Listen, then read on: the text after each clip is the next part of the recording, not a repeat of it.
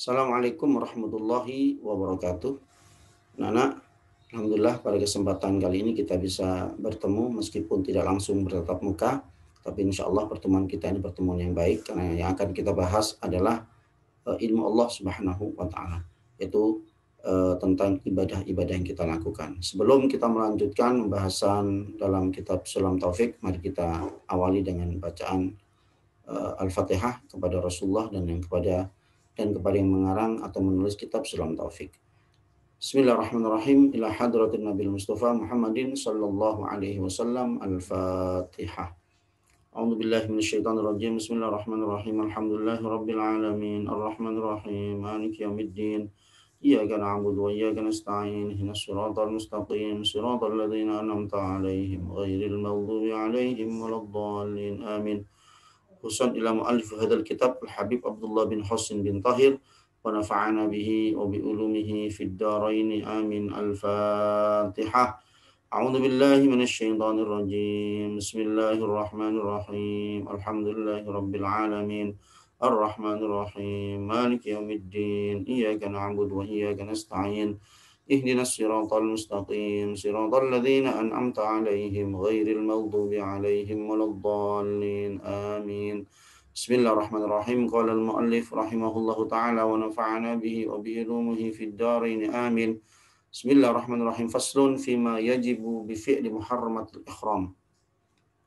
Faman fa'ala syai'an min hadhihi al-muharramat fa'alaihi al-ithmu wal kaffaratu ayil fidyah fi ghairi aqdi az-ziwaj wa yazidul jima'u bil ifsad wa wujubil qada'i fawran bila ta'khirin wa itmamil fasid. Faslun fi wajibatil haji wal umrah wa yajibu fil haji wal umrati ay yuhrimah minal miqat wa yajibu fil hajj mabitu muzdalifata lahzatan fi nisfani min al-lail min lailatil aid wa mabitu minan akthara min nisfi kulli min layali tashrik wa ramyu jamratil aqabati yawm an-nahr ayil aid wa ramyu jimari thalathi ayyam at-tashrik wa tawaful wada'i. Faslun fi hukmi saydil haramain wa nabatihima wa yahrumu saydul haramain al-makki wal madani wa qat'u nabatihima ala muhrimin wa halalin ay ghairi muhrimin wa tazidu Makkatul Mukarramah bi wujudil fidyah.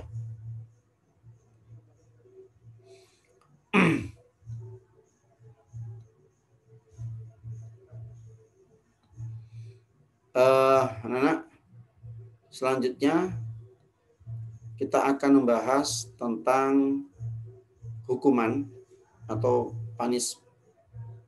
penalti ya yang diberikan kepada orang yang melanggar aturan saat sudah memakai baju ihram atau sudah melakukan kewajiban ibadah haji dan umroh. Kalau kemarin hal-hal yang dilarang dalam melaksanakan ibadah haji dan umroh adalah kita nggak boleh pakai minyak wangi, tidak boleh mencukur rambut, tidak boleh menutup kepala bagi laki-laki, tidak boleh menutup wajah bagi perempuan, dan itu semuanya kalau dilakukan termasuk pelanggaran dan dosa, gitu ya. Maka untuk menebus pelanggaran dan dosanya itu, anak-anak, kita harus bayar kafarat. Apa kafaratnya? Kafaratnya dengan kita memotong seekor kambing, ya, memotong seekor kambing. Ustadz, bagaimana cara membelinya? Ya, insya Allah di kota Mekah sudah ada pasar hewan yang biasanya oleh jamaah haji digunakan untuk membayar dam di sana atau membayar kafarat atau hukuman ini. Kalau kita tidak mampu membeli seekor kambing, maka anak-anak boleh kita memberikan makan kepada fakir miskin ya, dengan makanan pokok sebanyak 1,5 kilogram. Itu kalau kita memang tidak mampu membeli atau memotong seekor kambing. Tapi kalau mampu, maka alangkah baiknya kita memotong seekor kambing. Kalau memang tidak mampu, maka turun memberikan sedekah kepada fakir miskin yang ada di sekitar kota Mekah dengan memberikan makan sebanyak 1,5 kilogram beras.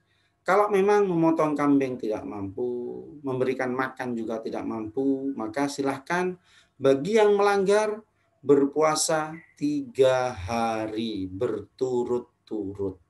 Ya, melakukan puasa 3 hari berturut-turut. Oke, anak-anak, ini fidyah atau kafarat atau juga disebut dengan hukuman bagi orang yang melanggar saat sudah menggunakan pakaian ihram atau saat melaksanakan ibadah haji dan umroh. Selanjutnya anak-anak, setelah kita membahas tentang hukuman bagi orang yang melakukan ibadah haji dan umroh, maka kita juga harus tahu tentang wajib haji dan umrohnya. Ya, apa wajib haji dan umrohnya? Bagi orang yang melaksanakan ibadah haji harus ambil mikot. Nanti Ustaz jelaskan mikot itu apa. Yang kedua, harus menginap di Muzdalifah dan Mina. Yang ketiga, melempar jumroh akobah. Jumroh akobah itu dilempar saat tanggal 10 Dzulhijjah. Ya, yang keempat, melempar jumroh mulai wusta ula akobah. Tanggal 11, 12, 13 Dzulhijjah. Ya, 11, 12, 13 Dzulhijjah. Apa yang dilempar? Ula wusta akobah. Yang kelima, tawaf wada. Apa tawaf wada itu? Tawaf wada itu adalah tawaf berpamitan. Ya, tawaf berpamitannya kita kepada Allah Subhanahu wa taala karena kita sudah selesai melaksanakan ibadah haji dan umroh. Maka ada namanya tawaf wada. Berpamitan kepada yang punya rumah, yaitu Allah Subhanahu wa taala karena kita mau kembali ke tanah air kita. Mikot itu seperti ini anak-anak. Mikot itu di mana kita sudah diperbolehkan memakai baju ihram. Nah, ini baju ihramnya seperti ini, ya. Nah, kita boleh ambil mikot di Dzulhulaifah untuk ibadah haji ya. Sebelum kita masuk kota Mekah, maka kita ambil mikotnya di Dzulhulaifah. Jarak tempuhnya 400 km dari kota Mekah. Ada Dzatul Iraq. Dzatul Iraq 94 km. Ada Qarnul Manazil 75 km dari kota Mekah. Ada Yalamlam 92 km. Ada Al-Juhfah 183 km dari kota Mekah. Nah, maka kalau kita sudah melewati ini, maka kita boleh menggunakan atau boleh memakai baju ihram, gitu ya. Selanjutnya anak-anak, apa sih ini apa namanya? Tadi kan membahas tentang mabit di Muzdalifah, membahas tentang mabit di Mina, gitu ya. Nah, ini anak-anak. Nah, ini kalau kita masuk kota Mekah, maka kita akan disambut gapura yang seperti ini. Ini gapura pertanda kita sudah memasuki kawasan kota Mekah. Selanjutnya, nah, ya, ini Arafah, ini Muzdalifah. Jadi prosesnya kita ke Arafah dulu, ya. Kemudian selesai acara di Arafah, maka kita menuju Muzdalifah, menginap sebentar. Apa yang kita lakukan? Yang kita lakukan adalah mengambil kerikil di sana. Nah, untuk apa kerikilnya? Untuk melempar jumroh.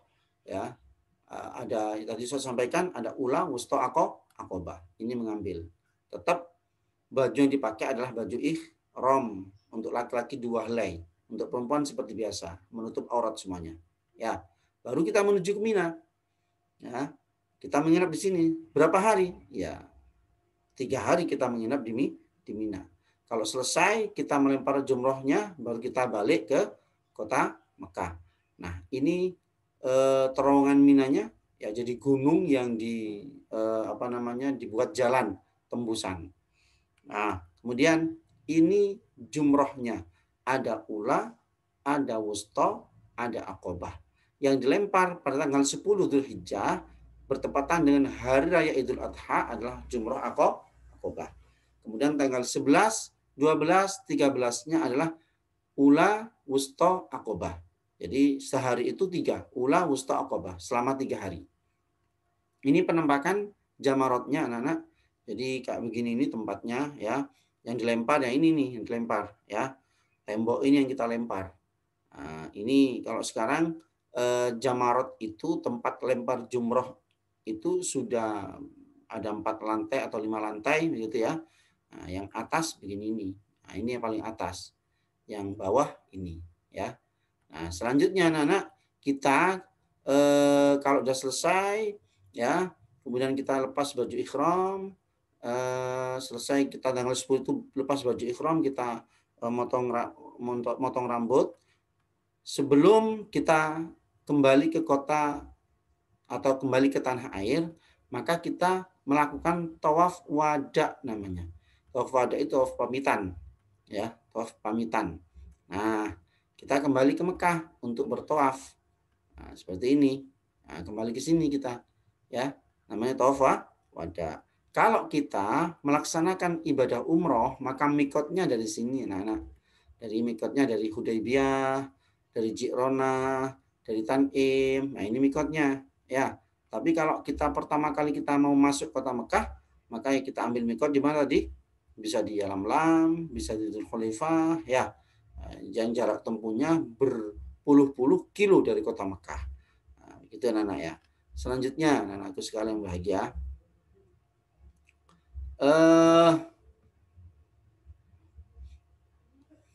Kalau kita melaksanakan ibadah haji atau umroh, maka ada larangan berburu, gitu ya.